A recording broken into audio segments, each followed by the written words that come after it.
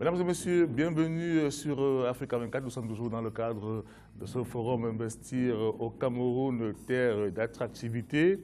Et nous allons clôturer ce vendredi par une émission qui va être consacrée à l'économie numérique et à la croissance. Et dans un second temps, on va parler de jeunesse et d'emploi. Alors, au cours de cette émission qui aura donc une durée d'1h30, nous allons recevoir des profils différents de jeunes entrepreneurs camerounais qui se distinguent dans leur secteur respectif, notamment dans le cadre de l'économie numérique.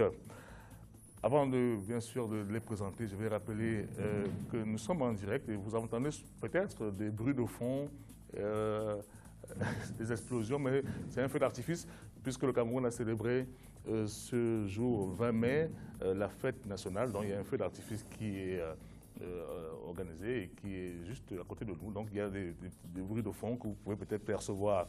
Je rappellerai aussi l'adresse par laquelle vous pouvez nous joindre par mail, cameroun2016@africa24tv.com, sur Twitter avec le hashtag Africa24 et envoyer des SMS ou par WhatsApp au numéro suivant 683 59 12 18 et 698 65 97 84. Voilà, ça tourne un peu de partout. Alors, 4 invités sur le plateau ce soir. Il y a M. Arthur Zhang. Arthur Zhang est créateur du CardioPad. C'est un appareil qui permet de récolter des données cardiaques. C'est bien ça, Arthur? Bien ça, bonsoir. Bienvenue sur le plateau. Juste en face de vous, nous avons Mme Candace Côte-Bissek. Elle est la country manager de Kaimou.cm.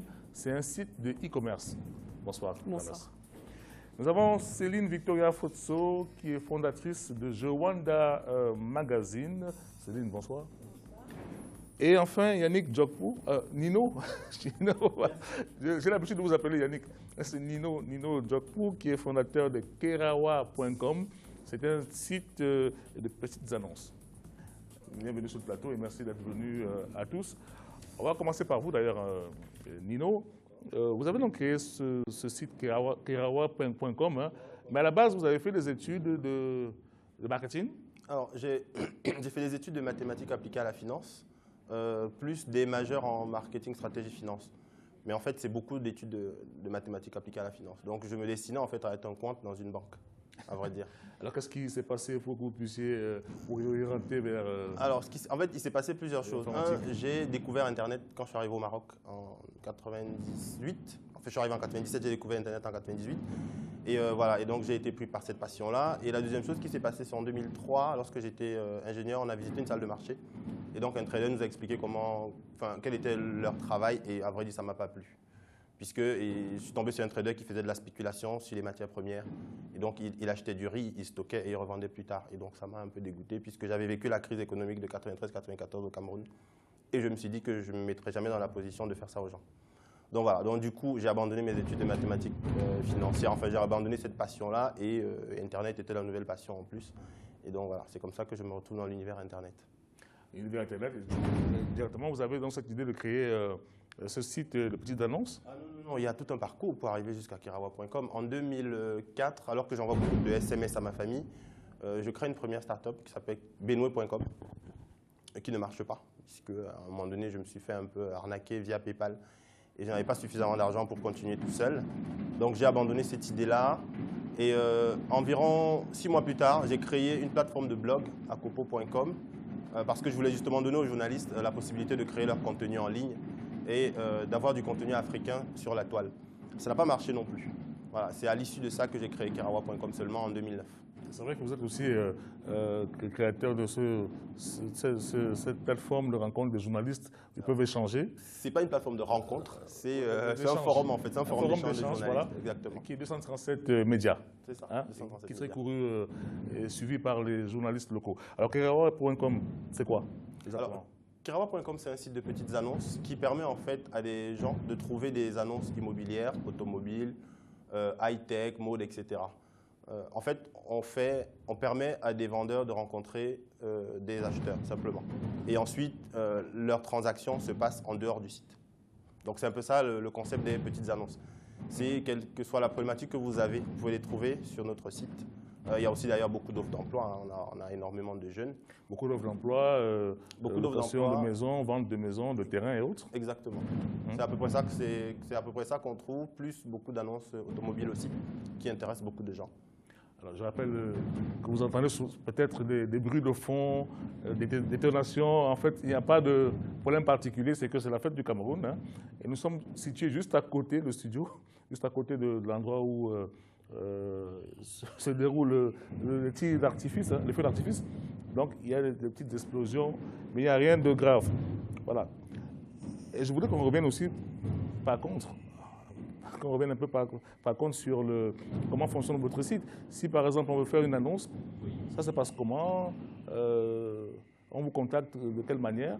Alors on peut faire de plusieurs façons. Déjà, soit on va sur le site soi-même-kerawa.com, on fait simplement ajouter une annonce et on va tomber sur un formulaire qui est assez détaillé, hein, et qui permet de rajouter une annonce par catégorie. Voilà, donc ça c'est la partie simple. Et pour ceux qui ne peuvent ou ne veulent pas passer par le formulaire, parce qu'on en a quand même quelques-uns, ils peuvent nous contacter directement. À partir du site, ils trouveront les informations pour nous contacter dessus. Il y a de l'affluence. Vous recevez combien de visiteurs en moyenne par jour sur le site? Alors, je vais plutôt donner en mois, puisque ça va permettre de lisser. On a environ 300 000 visiteurs par mois sur le site. 300 000 visiteurs par mois? 300 000 visiteurs par mois. Et parmi lesquels plus de 3 millions de pages vues. 3 millions de pages vues.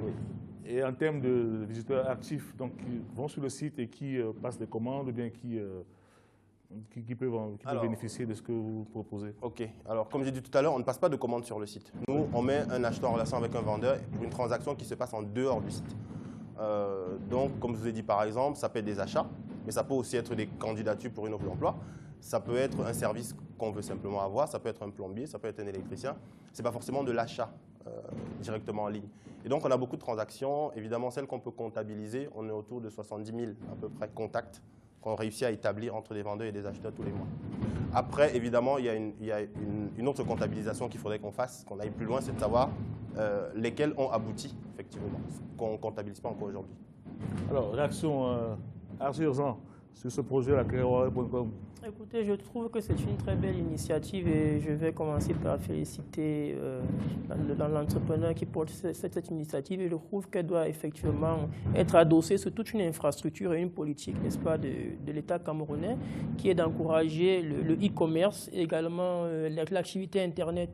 Donc ce genre d'initiatives auront beaucoup plus de succès au Cameroun si effectivement le taux de pénétration d'Internet est très grand. Donc ça dépend de toute une infrastructure qui doit donc être accompagnée par l'État. Alors vous aussi, vous êtes au niveau de KMU, vous faites la même chose. On aura l'occasion de parler un peu de votre site e-commerce, mais déjà sur l'expérience Kerawa, vous la connaissez, non? Oui, oui, très bien. Nous sommes dans des secteurs connexes, même si eux, ils sont des petites annonces et nous, on a un site e-commerce qui va au-delà de la mise en relation, c'est-à-dire nous, on s'occupe de la transaction, de la livraison et même de la promotion du commerce des personnes qui vont de chez nous.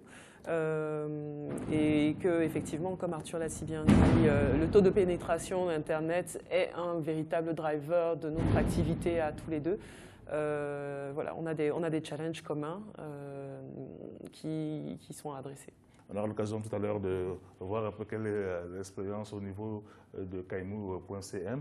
Céline, oui? Ce qui me marque dans son parcours, c'est les échecs qui ont été quelques-uns et qui prouvent bien qu'il ne faut pas s'arrêter au premier échec. Finalement, ce n'est pas forcément des échecs, c'est des expériences.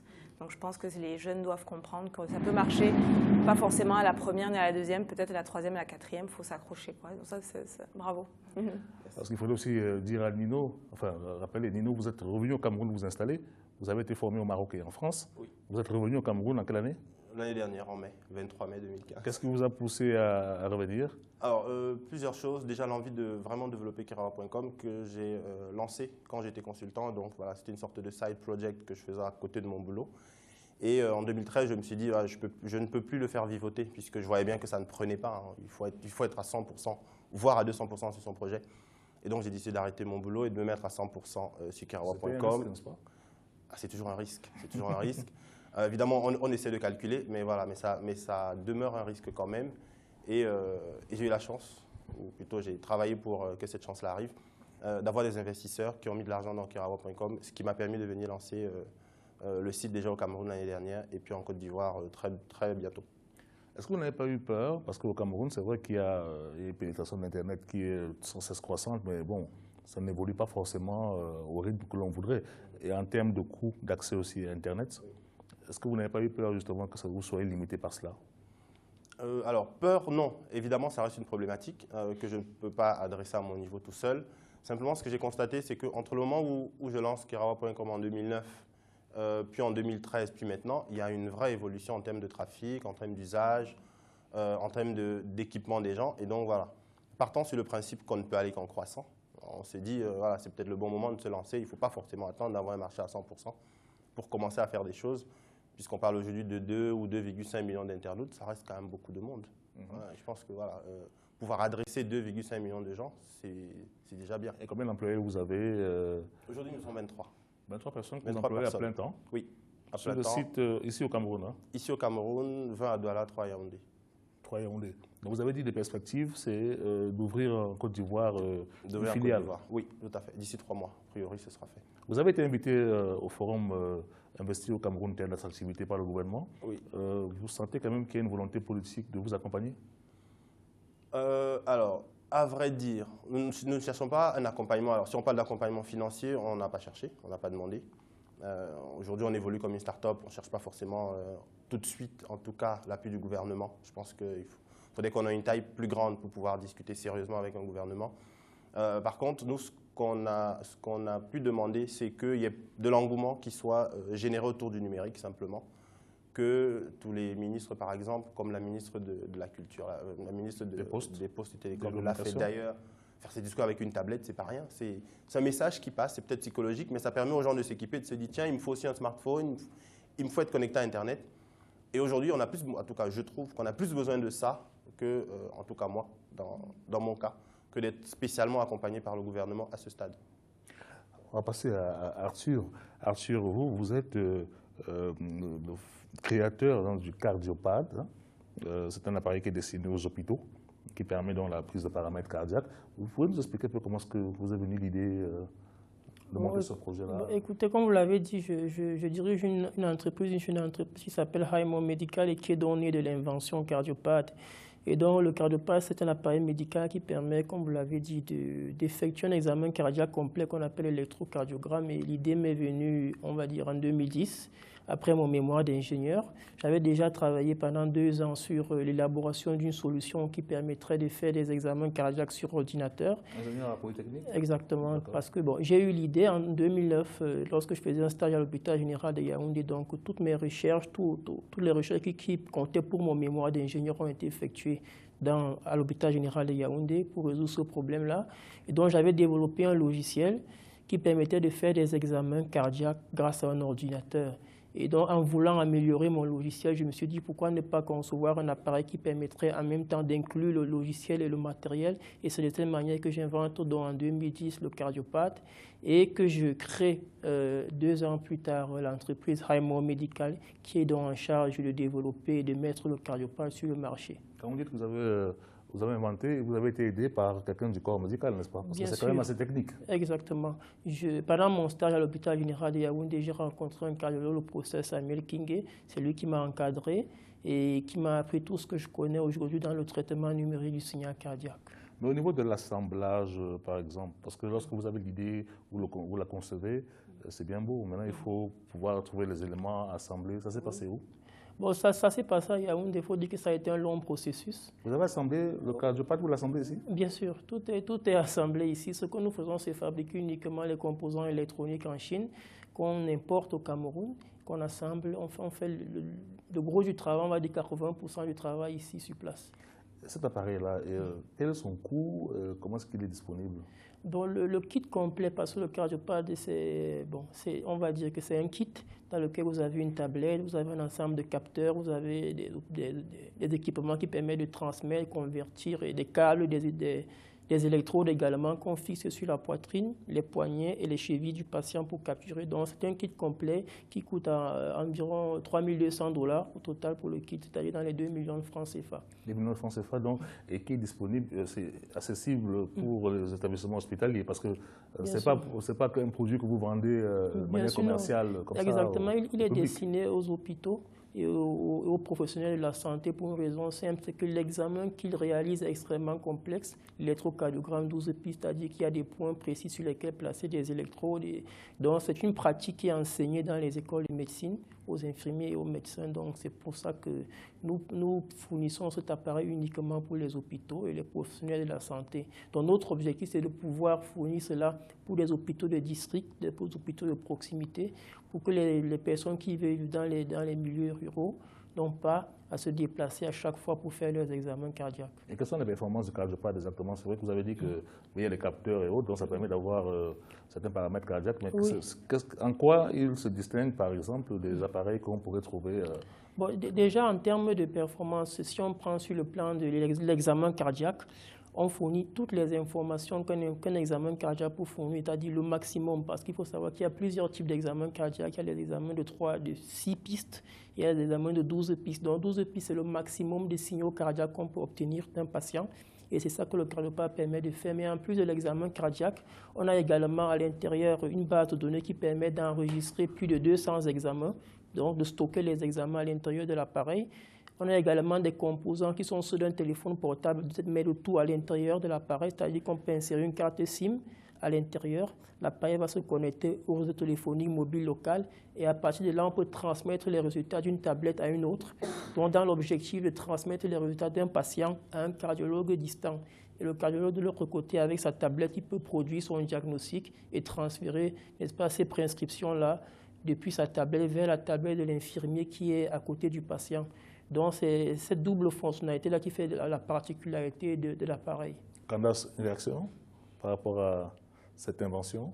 Non, c'est extrêmement fascinant et ça montre vraiment le poids d'Internet et du numérique dans l'amélioration de la vie des Camerounais et dans l'amélioration même des conditions de travail des personnels de santé. Ça permet vraiment de réduire une véritable fracture qu'il y a entre les populations en zone urbaine qui ont accès à des cardiologues, à des spécialistes et les populations rurales qui parfois même ne sauront jamais vraiment ce qu'ils ont. Je trouve ça extrêmement passionnant. Également, l'impact en termes d'industrialisation du Cameroun que le CardioPad va avoir à court, moyen et long terme.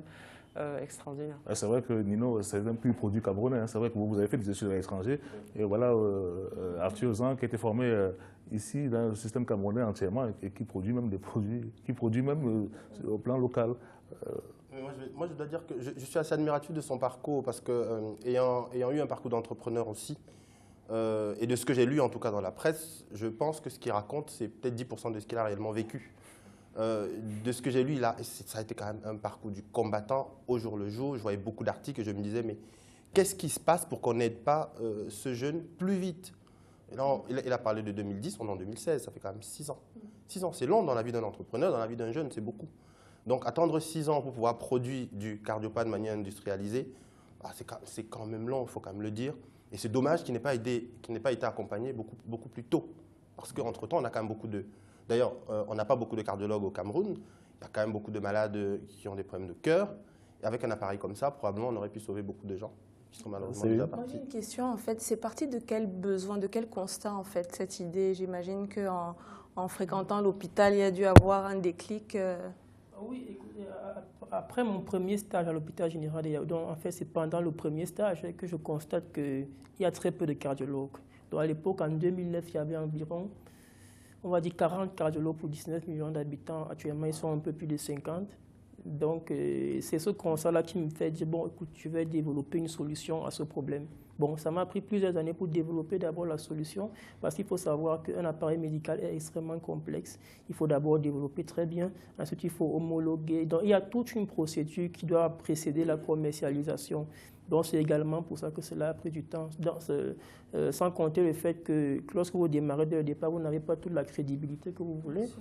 Donc, vous êtes dans une école d'ingénieurs dans un pays pauvre et il n'y a pas vraiment une histoire. Vous n'êtes pas une histoire dans la création d'entreprises comme les autres. Du coup, ce n'est pas facile d'avoir la crédibilité. Moi, il m'a fallu participer à plusieurs compétitions d'innovation, notamment le Rolex World for Enterprise, qui m'ont donné un certain point, une certaine crédibilité, bon, qui m'a également permis dans la suite de pouvoir toucher des autres personnalités comme le chef de l'État, mais ça a été effectivement un parcours long.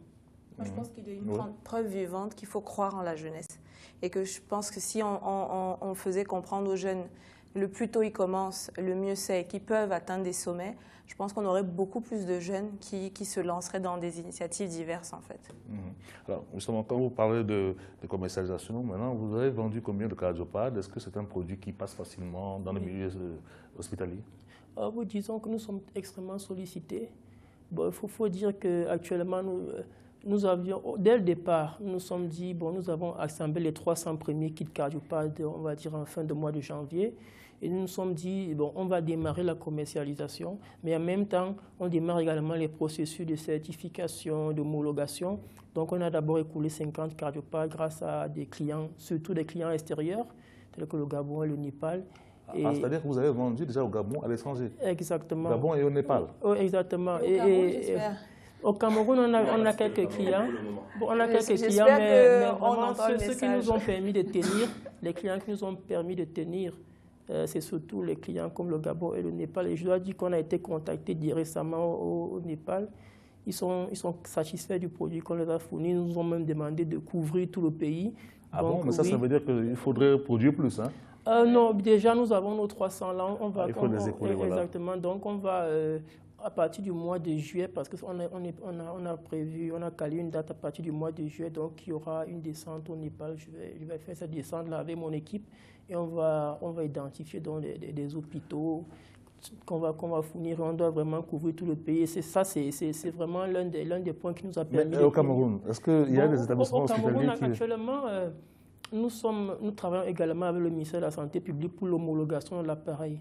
Parce qu'étant donné que les hôpitaux dépendent beaucoup du ministère, le ministère nous a posé certaines conditions, à savoir une homologation nationale et internationale avant de commander. Donc, on nous a demandé certains documents, une grosse documentation qu'on a déjà fournie. Et donc, tout est entre les mains du ministère maintenant pour former une commission d'homologation, homologuer le produit. Et ensuite, il y aura la commande. Donc, nous restons quand même optimistes que tout va bien se passer. Et... Mais vous avez quand même un projet dans un autre domaine, oui, de monter une usine? Exactement. Donc, j'ai travaillé, avant d'être à plein temps sur le cardiopade, de travailler dans certaines entreprises au Cameroun, en attendant d'avoir des financements, dont l'Université catholique d'Afrique centrale. Et j'ai développé beaucoup de solutions sur le plan technologique, donc dans les cartes magnétiques, par exemple. Et donc, lorsque j'ai lancé un mot médical officiellement, je me suis dit, si je vends 50 cardiopades, je vais monter une usine de production de cartes magnétiques. Donc, je suis allé en Chine, j'ai vu comment est-ce qu'on montait les machines qui sont utilisées pour la production de cartes magnétiques. Et dès qu'on a vendu les 50 premiers, on a tout investi ça dans la production des machines. Donc, les machines sont déjà au port de Douala. C'est une usine qui doit employer au minimum 150 personnes. Notre objectif, c'est vraiment de conquérir d'abord le marché de la sous-région parce qu'il n'y a aucune usine dans la sous-région qui produit des cartes magnétiques. Des cartes magnétiques, il y a beaucoup d'applications, c'est-à-dire des cartes bancaires pour le contrôle d'accès. Bon. Donc, c'est un peu ce projet-là. Ça sera une autre entreprise du groupe parce que je considère que une entreprise, c'est un peu comme un homme. Un homme ne doit pas marcher seul. Donc, une entreprise doit faire partie d'un groupe d'entreprises.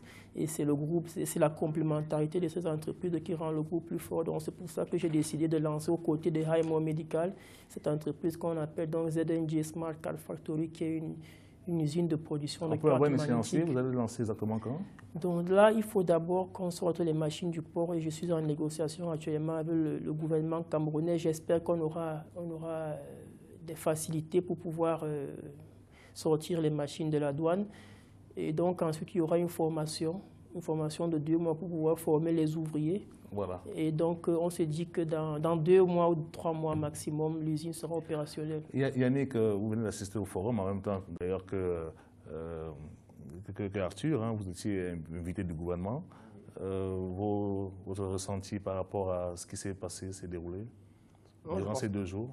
Je pense que c'est très intéressant globalement d'avoir ce type de forum. Alors, sur le premier forum, sur le Cameroun auquel j'ai eu la chance de participer, où j'ai eu l'occasion de participer, C'était bien surtout pour nous, les startups du numérique, qu'on parle beaucoup d'économie numérique, on parle d'Internet, qu'on le remette au goût du jour, en fait qu'on n'arrête pas de le ressasser d'ailleurs. Je pense qu'il faut marteler, ressasser, qu'on le mette au goût du jour. en parler. Qu'on le mette au goût du jour même, je dirais. Oui. Il faut qu'on en parle plus, il faut qu'on en parle plus souvent. Mais c'était intéressant parce que je me suis rendu compte de quelque chose, c'est qu'il y a deux mots qui permettent de rencontrer et d'interpeller à peu près n'importe qui, c'est génération Android. Quand on vous dit génération Android, on vous écoute plus que maintenant, il y a même des ministres Android. Mais merci, merci. Je parle bien sûr de la ministre des Télécommunications. Oui, Maman Android, voilà. Alors, je rappelle l'adresse mail, hein, cameroun2016@africa24tv.com. Sur Twitter avec le hashtag Africa24, par SMS, par WhatsApp, au numéro suivant 683 59 12 18, 698 65 97 84. C'est la fin de cette première partie. On va se retrouver dans quelques minutes seulement.